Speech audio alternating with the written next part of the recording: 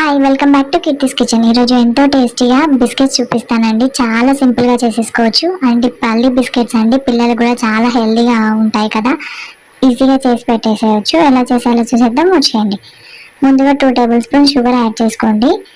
ఎందుకంటే పల్లీలో already sugar ఉంటుంది కాబట్టి అవి స్వీట్గానే ఉంటాయి కాబట్టి కొంచెం తక్కువనే యాడ్ చేసుకోండి. ఆ తర్వాత 2 యాలకులు కూడా యాడ్ చేసుకొని ఇలా మంచిగా ఫైన్ పౌడర్లా చేసేసుకోండి. మీరు యాలకుల ప్లేస్లో వెనిలా ఎసెన్స్ అయినా వేసుకోవచ్చు. అవి టోటల్గా ఆప్షనల్ అండి మీకు.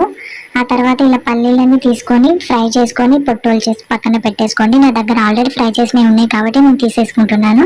మీరు ఫ్రెష్గా చేసేసుకోండి. ఈ షుగర్ పౌడర్ని మీరు సపరేట్ అయినా చేసి వేసుకోవచ్చు, లేదంటే అదే పల్లీల్లో అయినా వేసుకోవచ్చు. మీ ఇష్టం, ఎలాగైనా సరే.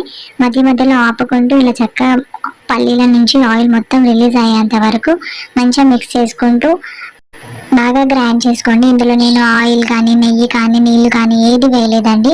పల్లీల నుంచి ఆయిల్ రిలీజ్ అవుతుంది కదా, అదే మనకి ఇది కన్సిస్టెన్సీకి తీసుకొస్తుందండి.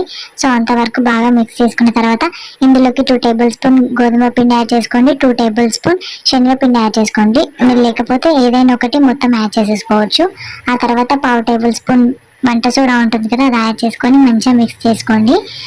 మీకు కొంచెం పొడి పొడిగా అనిపిస్తే కొంచెం 1 టేబుల్ స్పూన్ వరకు ఆయిల్ యాడ్ చేసి మంచిగా మనం చపాతీ పిండి అయితే ఎలా కలుపుకుంటామో అలా డవ్ చేసుకోండి. సాఫ్ట్గా ఉండాలండి.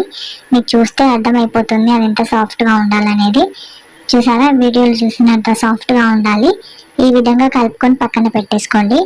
ఒకవేళ మీకు మరీ సాఫ్ట్గా అంటే లిక్విడ్ లాగా అనిపిస్తే ఒక 2 టేబుల్ స్పూన్ వరకు ఫ్లోర్ని యాడ్ చేసుకోండి. శనగపిండి అయినా గోధుమ పిండిని యాడ్ చేసుకొని పక్కన పెట్టేసుకోండి. ఇప్పుడు ఒక ప్లేట్ తీసుకొని అందులోకి ఆయిల్ అప్లై చేసేసుకోండి.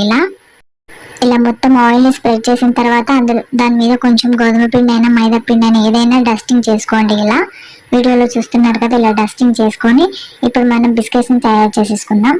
ఇలా కొంచెం కొంచెం పిండి తీసుకొని ఇలా బాల్లా చేసేసుకొని బాగా ప్రెస్ చేస్తూ బాల్లా చేసుకోండి. సాఫ్ట్గా అవ్వాలండి. అంతవరకు ఇలా ప్రెస్ చేసుకున్న తర్వాత 2 చేతుల మధ్యలో పెట్టి ఇలా కొంచెం లైట్గా ప్రెస్ చేస్తే మనకు బిస్కెట్ షేప్ వస్తుందండి. మీరు ఎలా అయినా చేసుకోవచ్చు, నేను మాత్రం ఇలా చేస్తున్నాను. ఇలా మధ్యలో కొంచెం నొక్కి అందులో పల్లీల్ని పెట్టండి. కొంచెం నేను డెకరేట్ కోసం ఇలా చేస్తున్నాను, మీకు ఇష్టం ఉంటే పెట్టుకోవచ్చు, పల్లీలు లేకపోతే లేదండి. అన్నీ ఇలాగే ప్రిపేర్ చేసుకొని పక్కన పెట్టేసుకోండి. ఇలా అన్నీ రెడీ చేసి పెట్టుకున్న తర్వాత ఇది పక్కన పెట్టేసుకొని ఇప్పుడు ప్రీ హీట్కి ఒక పెద్ద ప్యాన్ పెట్టుకోండి.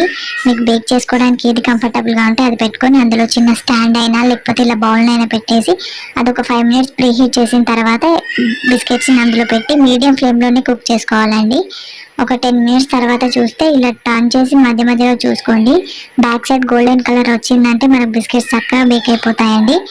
మీరు ఇంకా ఎక్కువసేపు బేక్ చేస్తే అవి మాడిపోతాయండి. సో మధ్య మధ్యలో చూసుకుంటూ ఇలా బేక్ చేసేసుకోండి. ఈ బిస్కెట్స్ వేడి మీద ఉన్నప్పుడు కొంచెం సాఫ్ట్గా ఉంటాయండి, అందుకని కొంచెం చూసుకోండి జాగ్రత్తగా.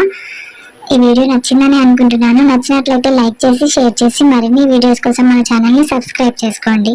అలాగే ఈ వీడియోని మరికొంతమందికి షేర్ చేసి మీ ఫీడ్బ్యాక్ని నాతో షేర్ చేసుకోండి. Thanks for watching.